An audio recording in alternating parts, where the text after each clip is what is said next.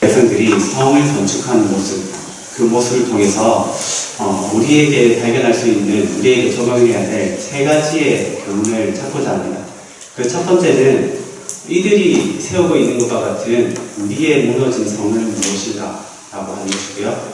두 번째는 이들을 대적하였던 대적들과 같이 우리를 대적하는 자들은 누구인가 라고 하는 것입니다.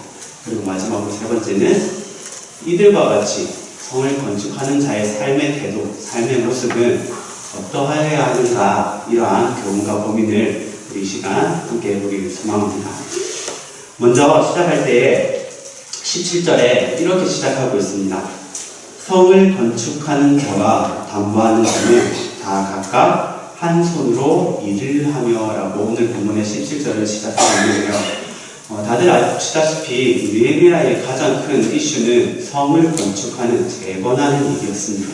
그렇기에 우리는 쉽게 알 수 있습니다. 이들은 무엇을 하고 있는지, 이들이 무엇을 하고 있죠?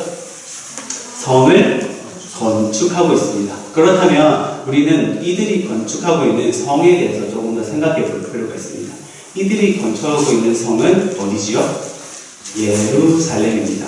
그럼 저기서 우리가 한 발 더 들어가면요, 예루살렘이면은 어떠한 곳이었나요? 하나님의 임재가 있는, 하나님의 거룩한 성전이 있는 곳이 바로 이 예루살렘 성이 되었습니다. 그렇다면 이와 같이 현재 우리에게 있어서 하나님의 임재가 있고 하나님의 성전이 된 곳은 어디일까요? 멀리 찾으실 필요 없죠? 성전 삼으신 나, 바로 우리 자신이 되는 것입니다. 그래서 가장 우리가 찾을 수 있는 교훈은, 무너진 우리의 성은 가장 먼저는 바로 나 자신, 우리 안에 있는 하나님의 형상이라는 것입니다. 성경은 우리의 상태를 이렇게 말하고 있습니다. 창세기에는 우리가 하나님의 형상과 모양대로 지어진 거룩한 존재였다고 하였습니다. 그러나 한 사람 아담의 범죄함으로 인해서, 그 죄로 인해서 그 하나님의 형상은 온데간데 없고 다 무너져 버립니다. 그래야 해서 지금의 우리의 형상은 어떠하죠? 원하는 마음은 있지만 선을 행할 수 있는 능력은 1도 없는, 하나도 없는 그런 존재가 우리의 형상이라고 합니다. 우리 안에 있는 하나님의 형상은 다 잃어버리고 선한 능력은 다 잃어버린 그 상태. 이들이 재건하고 있는 예루살렘의 성의 상태와 똑같습니다. 거룩한 곳, 성전이 있는 곳, 하나님의 임재가 있는 곳, 거룩한 나라, 거룩한 족속이 사는 곳, 그것이 예루살렘의 그 성이었습니다. 그러나 이들이 건축하고 있는 지금의 상태는 어떠하죠? 옛날의 영광과 거룩함과 성전과 하나님의 임재는 온데간데 없는 폐허만 남아있는 상태입니다. 느헤미야 2장에 이 모습이 좀 더 명확하게 적혀 있습니다. 찾으실 수 있는 분은 2장 한번 찾아보시겠습니까? 2장 13절과 14절입니다. 제가 13절과 14절 공독해 드리겠습니다. 그 밤에 골짜기 문으로 나가서 용정으로 북문에 이르는 동안에 보니 예루살렘 성벽이 다 무너졌고 성문은 불탔더라. 앞으로 나아가 샘문과 왕의 곳에 이르러서는 탄 짐승이 지나갈 곳이 있는지라. 느헤미야가 예루살렘에 도착해서 성을 돌아보려고 합니다. 그런데 이 예루살렘의 성벽은 하나도 없이 다 무너졌고 성문은 불타 있습니다. 그리고 심지어 짐승을 타고 지나갈 길 하나 없는, 성으로서의 역할이나 모습이나 그 어떤 기능과 형태가 남아있지 않는, 완전히 무너져 있는 모습을 우리에게 보여주고 있습니다. 정확히 우리의 모습과 똑같습니다. 그래서 성경은 우리에게 우리의 영혼은 죽은 상태였다라고 말하고 있습니다. 예수 그리스도를 만날 전까지. 그래서 우리는, 이 무너진 성은 우리의 영혼, 하나님의 형상인 것입니다. 그런데 우리가 조금만 더 생각해보면 여기서 조금 더 나아가서 확장시킬 수 있습니다. 가장 먼저는 우리 안에 있는 하나님의 형상입니다. 조금만 확장시키시면 어디가 되죠? 우리의 가정이 되겠죠? 좀 더 확장시키시면 교회와 학교와 직장이 될 것입니다. 국가와 민족과 세계와 열방이 될 것입니다. 우리는 그런 모습을 쉽게 발견합니다. 무너진 가정의 모습, 무너진 교육의 현실, 이 나라의 국가로서의 많은 무너진 모습들, 그런 것들이 너무나도 쉽게 발견되어지는 지금 이 시대에 살고 있습니다. 우리는 그러한 무너진 것을 바라볼 수 있는 시간이 필요합니다. 그런 시각과 함께 저는 이 느헤미야와 같은 마음이 있어야 된다고 생각합니다. 느헤미야의 마음이 느헤미야 1장 6절과 7절, 그다음에 8절과 9절에서 잘 나타나 있는데 PPT 한번 띄워주시겠어요? 이 모습은 느헤미야가 예루살렘 성이 폐허가 되었다, 무너졌다라는 소식을 듣고 그 소식을 들은 느헤미야가 가슴을 치며 기도하는 모습입니다. 우리 좀 길긴 하지만 함께 읽어보실까요? 느헤미야 1장 6절과 7절입니다. 시작. 이제 종이 주의 종들이 이스라엘 자손을 위하여 주야로 기도하오며 우리 이스라엘 자손이 주께 범죄한 죄들을 자복하오니 주는 귀를 기울이시며 눈을 여시사 종의 기도를 들으시옵소서. 나와 내 아버지의 집이 범죄하여 주를 향하여 크게 악을 행하여 주께서 주의 종 모세에게 명령하신 계명과 율례와 규례를 지키지 아니하였나이다. 네. 느헤미야는 예루살렘의 성이 무너졌다는 그 슬픈 소식을 발견하였습니다. 우리로 하면 어떻게 되는 거죠? 내 안에 있는 하나님의 형상, 죄성이 발견되었습니다. 그러했을 때에 이 반응은 느헤미야가 되어야 합니다. 느헤미야는 그 소식을 듣고 분노하지 않았고 좌절하지 않았고 다른 게 탓으로 돌리지 않았습니다. 어떻게 해야죠? 하나님, 나와 내 백성이 당신께 죄를 범하였습니다. 당신께 나의 죄를 자복합니다 하며 회개하였습니다. 이것이 우리의 첫 번째 반응이 되어야 합니다. 내 안에 죄를 발견하고 가정의 죄를 발견하고 교회 안에 무너진 모습을 발견하고 국가와 나라와 민족 가운데 죄악이 발견되었을 때 저들 탓이다, 저들이 잘못해서다가 아니라 실망하고 좌절하고 포기하는 것이 아니라 아버지, 나와 우리 민족이 나의 죄로 인하여서 이렇게 무너졌습니다. 우리의 죄악을 용서하시옵소서. 그렇게 먼저 무릎 꿇는 우리의 모습이 있어야 할 것입니다. 그리고 이어서 우리가 보겠습니다. 8절과 9절입니다. 계속 천천히 읽어볼까요? 옛적에 주께서 주의 종 모세에게 명령하여 이르시되 만일 너희가 범죄하면 내가 너희를 여러 나라 가운데서 흩을 것이요 만일 내게로 돌아와 내 계명을 지켜 행하면 너희 쫓긴 자가 하늘 끝에 있을지라도 내가 거기서부터 그들을 모아 내 이름을 두려고 택한 곳에 돌아오게 하리라 하신 말씀을 이제 청하건대 기억하옵소서. 아멘. 첫 번째는 자복하고 회개하였습니다. 두 번째는 느헤미야가 무엇을 하냐면요, 하나님의 약속의 말씀을 붙들고 주의 국률하심을 구합니다. 아버지, 청하건대 이제는 기억하여 주시옵소서. 우리가 죄를 범하였으나 당신께 우리의 죄를 자복하고 당신께 돌이키려고 한다면 아버지께서 우리를 회복시킨다고 약속하시지 않으셨습니까? 그 약속의 말씀을 붙듭니다. 회복시켜 주시옵소서. 긍휼을 베푸시옵소서. 그렇게 긍휼의 기도를, 긍휼을 구하는 기도를 하고 있는 느헤미야의 모습입니다. 이 모습 또한 우리에게 있어야 합니다. 나 자신을 바라보면서, 국가를 바라보면서요. 우리는 평가하는 것은 너무나도 쉬운 것 같습니다. 그리고 좌절하고 포기하는 것도 참 쉬운 것 같습니다. 그러나 우리가 해야 될 모습은 느헤미야와 같이 하나님 앞에 나아가 우리의 죄를 돌이키고 그 긍휼하심을 구하는 것이 되어야 할 줄 믿습니다. 아멘.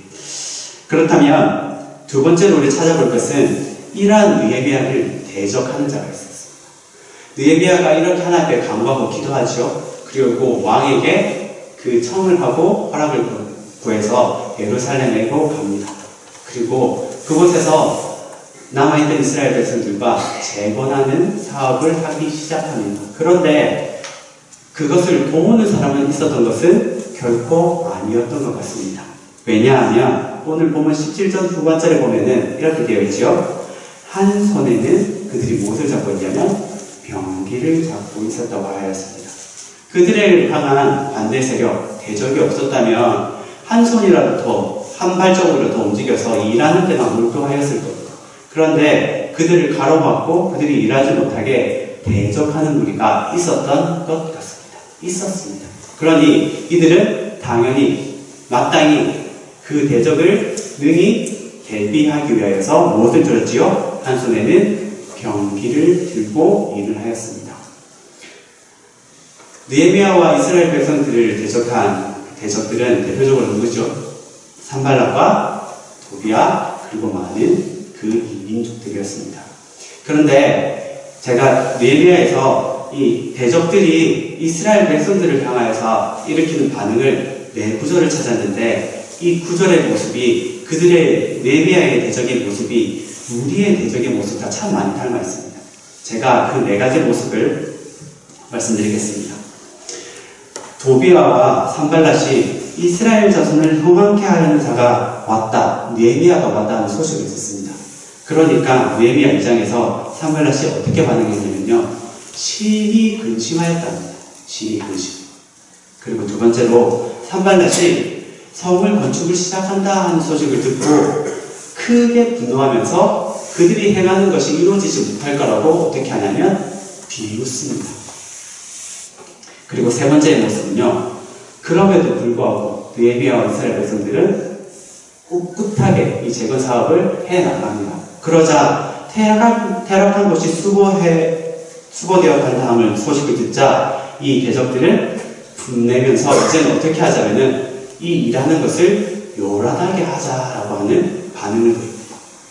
그리고 마지막으로는요, 이제는 퇴락한 곳이 남지 않고 마지막으로 성의 문만 닫는 게 남았습니다. 이 소식을 들은 산발락과 도비야, 느헤미야의 대적들은 마지막으로는 두렵고 피곤하게 하여 이들이 일을 끝내지 못하게 하리라고 하였습니다. 근심하게 하고 비웃고 요란하게 하고 피곤하게 하는 자입니다. 이런 대적이 우리에게 있습니다. 바로 우리의 원수 사단 마귀죠. 하나님께서 택하시고 성경에 조명하시기로 인하여서 우리는 우리 안에 있는 무너진 형상, 죄를 발견하게 됩니다. 그리하여서 우리는 그 무너진 형상을 회복하기 위해서 하나님께로 돌이킵니다. 그 형상을 회복하기로 결심합니다. 그 순간 사단은 우리 그 소식에 매우 근심할 것입니다. 왜냐하면 자기가 끌고 갈 그 한 영혼이 사라졌잖아요. 한 명이라도 더 하나님의 형상을 닮은 그 사람을, 인생을 끌고 영원한 지옥불로 끌어가야 하는데 구원받았다고 하니 이 사단은 얼마나 분하고 근심하겠습니까? 그리고 이 자가 거기에서 끝내지 않고 돌이켜서 점점 말씀과 기도와 찬양과 예배로 하나님의 형상을 그 은혜를 회복하여 갑니다. 이 처음 단계에 있을 때 사단이 가장 먼저 하는 것은 무엇이냐면 바로 참소하는 것입니다. 이까짓게 너 같은 죄인이 보잘것없는 것이 하나님의 사람이 된다고? 예배한다고? 기도한다고? 네가 그럴 자격이 있어? 그렇게 비웃습니다. 참소합니다. 부끄럽게 만듭니다. 하나님 앞에 나아가지 못하게.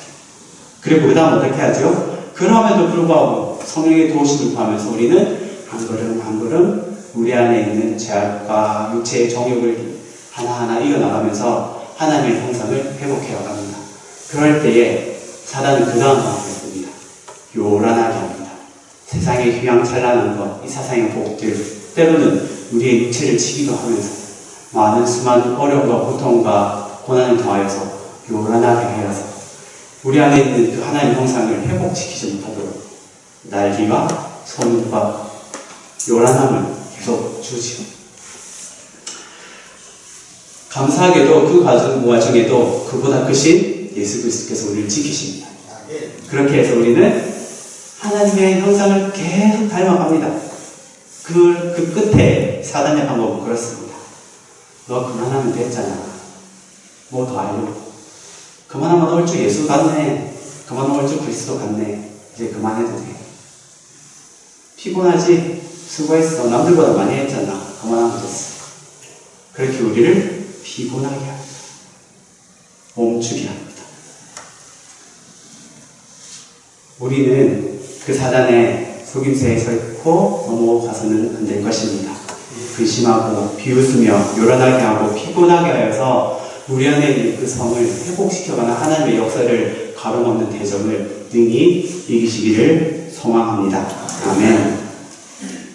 우리 PPT에 제가 계시록의 말씀을 하는 것을 찾아봤습니다. 우리 함께 보실까요? 계시록 12장 17절 말씀이거든요. 우리 천천히 함께 보겠습니다. 12절 17절 말씀. 돌아가서 그 남은 자손 곧 하나님의 계명을 지키며 예수의 증거를 가진 자들과 더불어 싸우고 바다 모래 위에 섰더라. 아멘. 여기에 용의 모습이 참 흥미롭습니다. 용이 있습니다. 위험 있고 능력 있고 두려운 모습으로. 그리고 그는 무엇을 하고 있죠? 여자의 자손, 하나님의 계명을 지키는 자들을 대적합니다. 지금 우리를 대적하겠지요. 여기까지만 보면은 사단은 참 힘이 있고 이길 수 없고 굳건한 존재인 것 같습니다. 그런데 마지막 끝부분을 보면은 그 용이 서 있는 곳이 나와 있습니다. 어디에 서 있죠? 바다 모래 위에 서 있더라. 모래 위에 서 있습니다.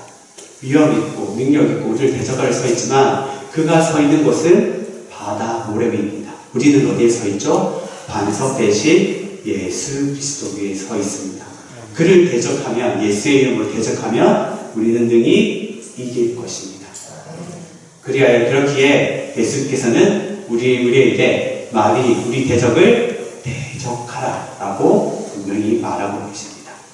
우리를 향해서 끊임없이 두려움과 공포와 피곤과 참소로 우리를 넘어뜨리는 용과 같은 우리의 대적, 그 사단을 향해서 대적하시기를 소망합니다.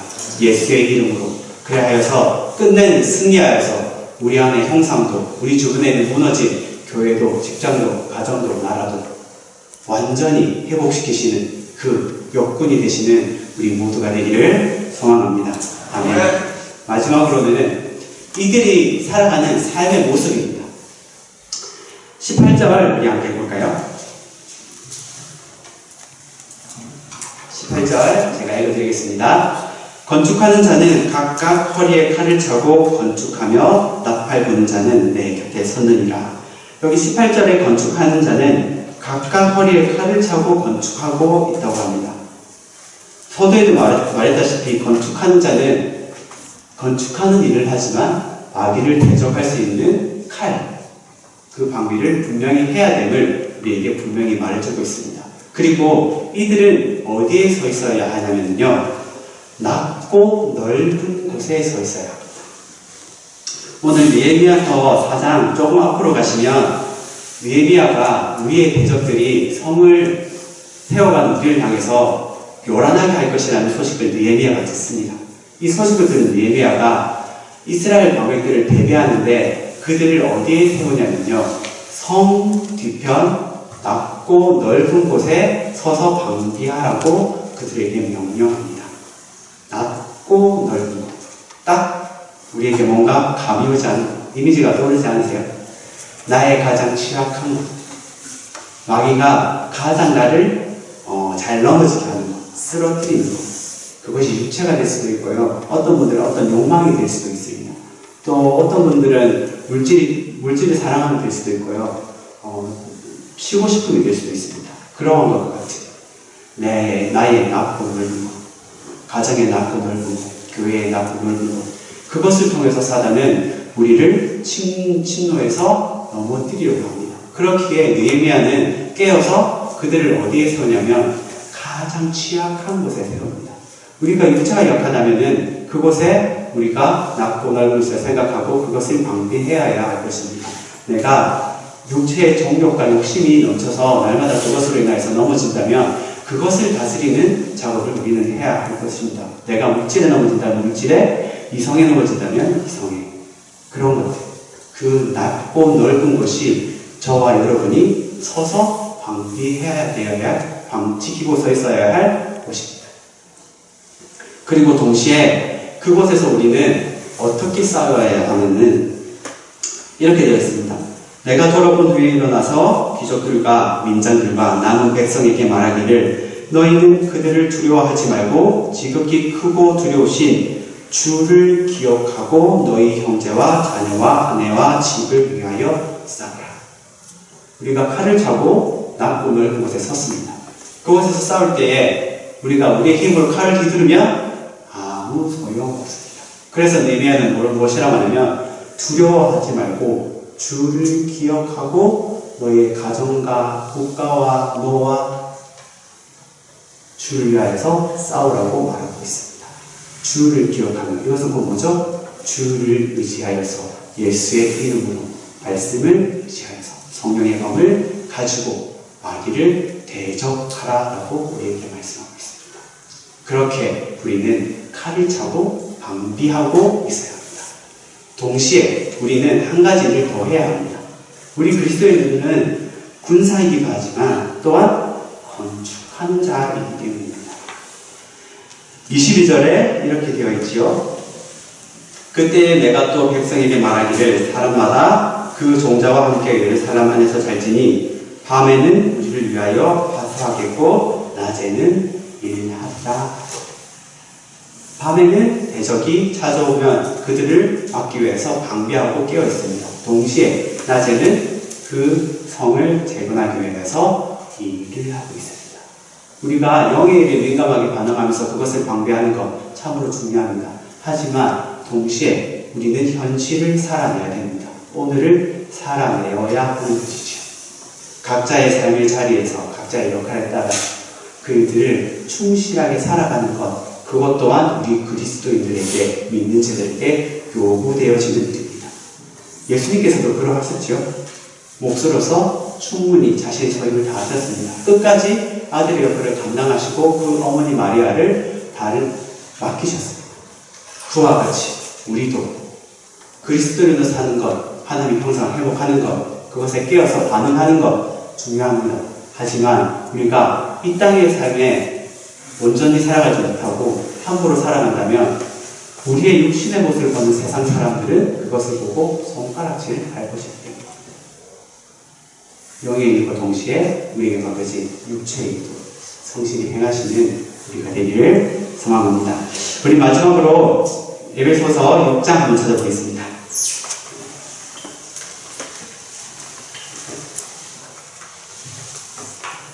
에베소서 6장 12절 13절 익히 아시는 말씀입니다.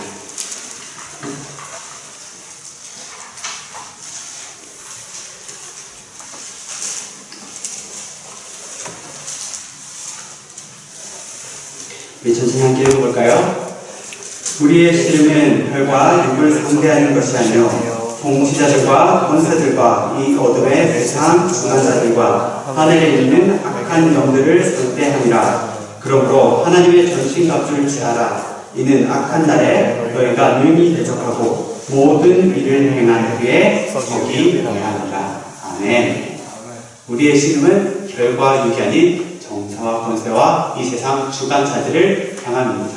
그들을 향한 싸움에서 깨어서 능히 이기시고 우리에게 맡기신 이 낙각 같은 시간에 이 일들도 온전히 행하셔서 마지막 날에 주의 오심을 기쁨으로 맞이하시는 주의 자녀 무신교회 성도 여러분이 되기를 예수님의 이름으로 축원합니다. 아멘.